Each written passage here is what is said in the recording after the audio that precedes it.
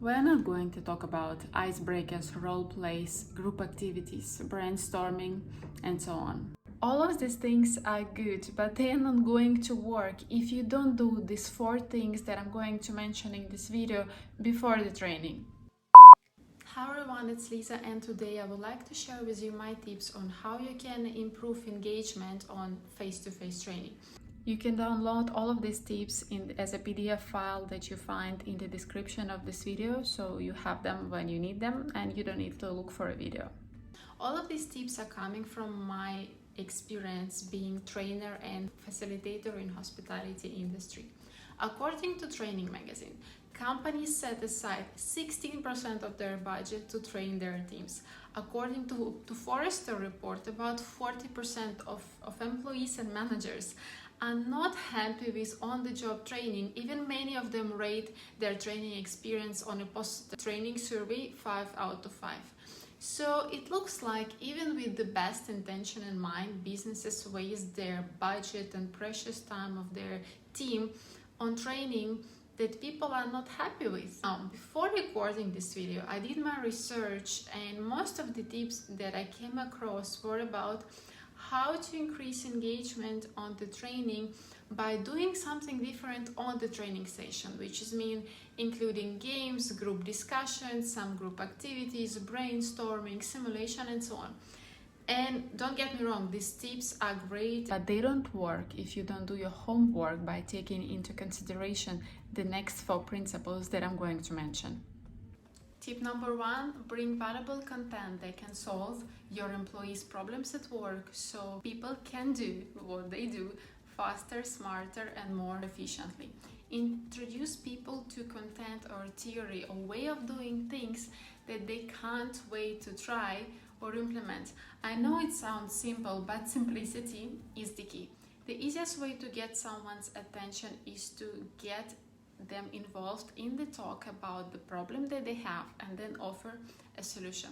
That is why a person who organizes a training, you need to know very well the participant pain points, or in other words, their struggles or challenges. So if the training that you are organizing intends to solve these problems, great, amazing. If the purpose of your training to create awareness, then I would say a low engagement is expected. Why? Because people won't necessarily see the urgency of applying things that they have learned. Tip number 2, invite people with a similar level of expertise. It is frustrating to come on training and see that there is nothing new for you. The training feels too easy in a way and you just feel bored. Sometimes you invite people with the same grade or same job level, but they might actually have a very different level of expertise. Alternatively, you might place an employee on a training that is too difficult for him or her. So, in both cases, this person will feel uncomfortable, demotivated, and the only thing that they would want is to go home. So for this situation not to happen, have a pre-training test or assessment that can show the skills and expertise of this person in this one area. Another way to do it is to ask manager of the person to give an opinion about the level of competencies and the level of expertise that this employee has in this particular area. I know that this information is subjective, but it is better than no background information at all. Number 3, get people excited about the training before it starts. And you will ask me, why should I do it? You want to get people buy-in before the training. How? One of the ways is to ask manager of the employee to have an informal discussion with employee and ask the following question. Last week you got a brochure about XYZ training. Did you have time to look at it? Yes, great. Did you like it? Would you be interested to attend this training? If the person says yes, ask, what makes you want to attend this training? Is there any particular way you see this training will help you? If yes, how? Tell me about it. How exactly? What do you think you will be able to implement or change in a positive way based on the learning outcomes of this training session. By asking these questions, you can better understand what is the motivation of the employee to go on the training. In this way, you can easily filter those employees who view training as a runaway from their job or office, or just want a time to pass by. By asking questions, you direct the focus of employee. The training is a place where you come motivated, you come prepared, you come excited, you ask all possible questions and take every single opportunity to learn and grow. Tip number 4, create a buzz before the training.